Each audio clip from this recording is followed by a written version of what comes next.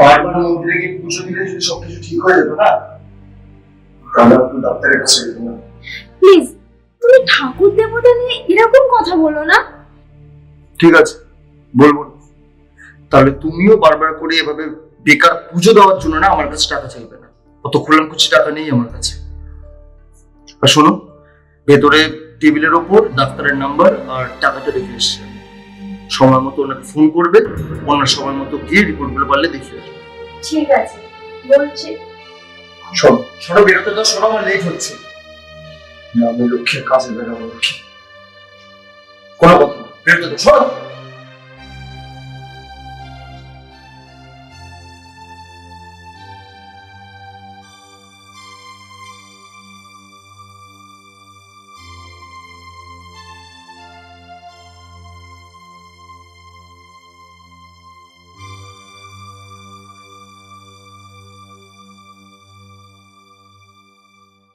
ডাক্তারবাবু আসতে পারি? হ্যাঁ, আসুন, বসুন।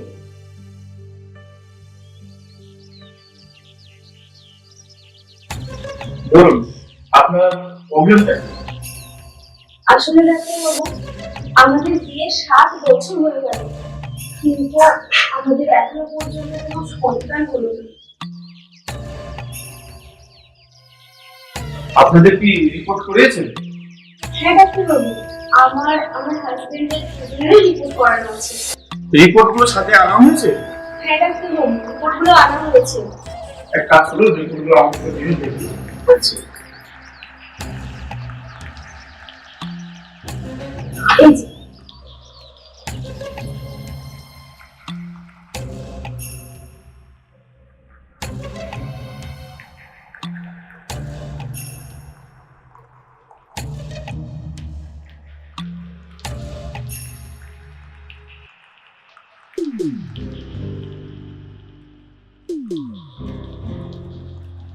বলছি, আমি রিপোর্টগুলো দেখে যা বুঝতে পারছি, তাতে আপনার কোনো সমস্যা নেই।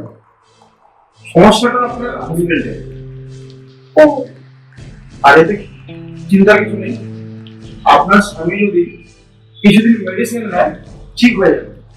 আপনি এক কাজ করবেন, আপনার স্বামীকে আমার সাথে দেখা করতে বলবেন।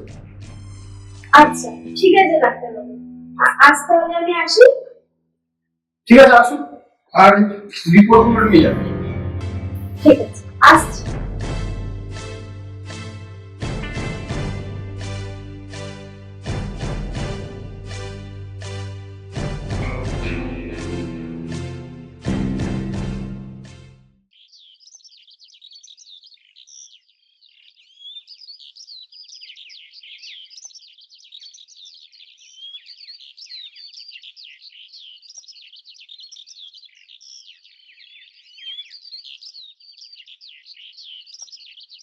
কি ব্যাপার, বমি করছে?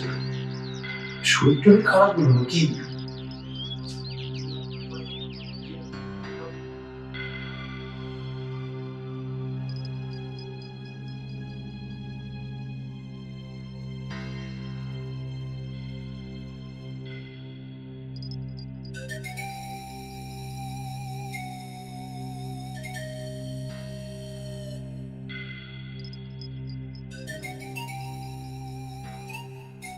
কি গো, তুমি বমি করছিলে কেন? শরীর খারাপ হয়েছে নাকি?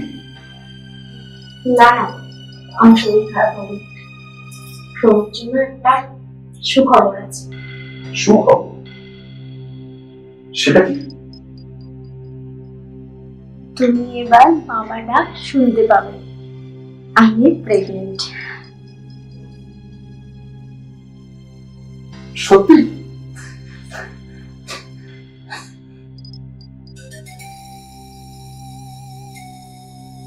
কিন্তু এটা কি করে সম্ভব? কেন সম্ভব নয়? গত 3 মাস ধরে তো আমি তোমার কাছেই আসিনি, তাহলে এটা কি করে সম্ভব? আমি বলছি কিভাবে সম্ভব। ঠিক আজ থেকে 3 মাস আগে মদ খেয়ে তুমি আমাকে মদ খেয়ে কি বলেছিলে মনে আছে?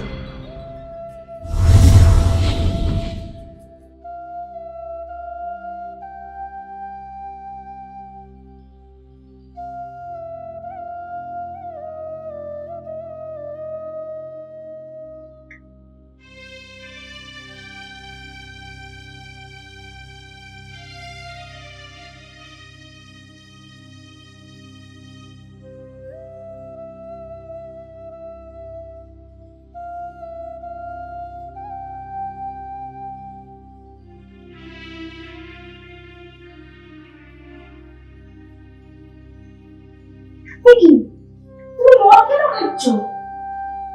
মদ খাবো না তো কি করবো?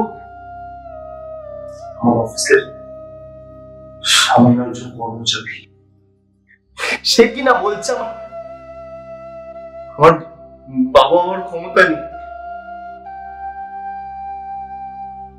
আর বলবে নাই বা কেন? 7 বছর হয়ে গেল আমাদের তার কোনো সন্তান নেই। আর তার জন্য তোমাকে মদ খেতে হবে? 7 বছর হয়ে গেল এখনো বাবা ডাকতে শুনতে পারলো না। আমার মতো হতভাগা কি আছে বলতে পারো?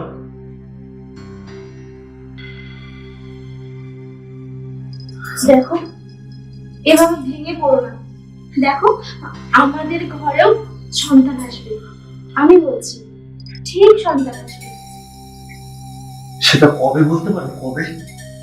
এই তো আজ আমি ডাক্তারের কাছে গেছিলাম, উনি বললেন তোমার কিছু প্রবলেম আছে, মেডিসিন নিলেই সব ঠিক হয়ে যাবে।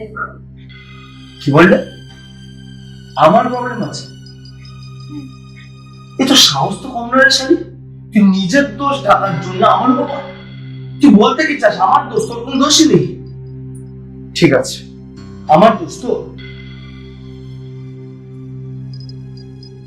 আমি আর একটা বিয়ে করে প্রমাণ করে দেবো যে দোষটা কার, তোর নাম।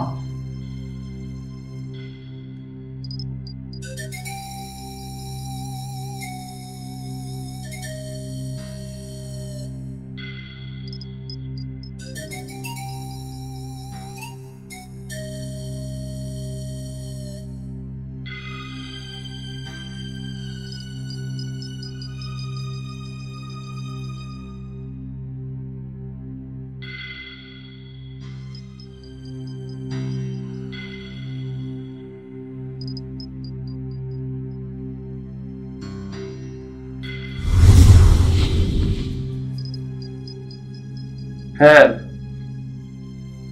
আমার মনে পড়েছে। আমি তোমায় বলেছিলাম যে আমি আরেকটা বিয়ে করে এটা প্রমাণ করে দেবো যে প্রবলেমটা আমার না তোমার। তো তার সাথে এটার কি সম্পর্ক?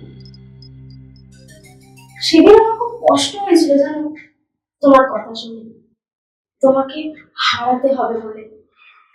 আর ঠিক তখনই আমার মাথায় একটা বুদ্ধি খেলে গেল, তোমাকে ভুল প্রমাণিত করার।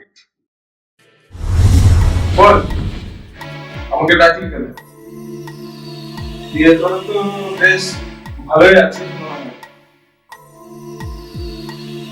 তোকে আমি যে কথাটা বলবো তুই বল সেই কথাটা রাখবি, তুই না করতে পারবি না। ঠিক আছে, আমি না করবো না। আগে তো বল কি কথা। তোর কাছ থেকে আমি একটা বাচ্চা চাই।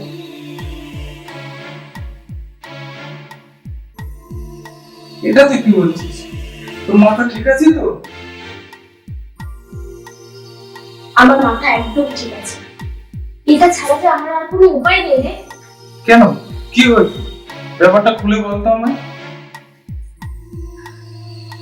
আমাদের বিয়ে 7 বছর হয়ে গেল, আমার কোনো সন্তান নেই জানিস। এই সেদিন আমি ডাক্তারের কাছে গেছিলাম, ডাক্তারবাবু বললেন যে আপনার স্বামীর কিছু প্রবলেমের জন্য আপনাদের কোনো সন্তান হচ্ছে না।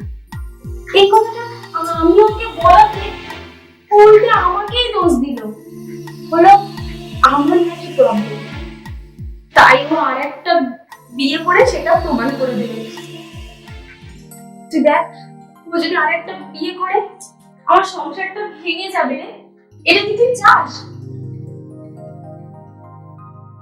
এটা তো আমি চাই, কিন্তু কোনো কিন্তু না। আর আমার কাছে আয়। দেখ, আমার স্বামীকে ভুল প্রমাণ করার এই একটাই রাস্তা আমার কাছে আছে, তুই আর না করিস না।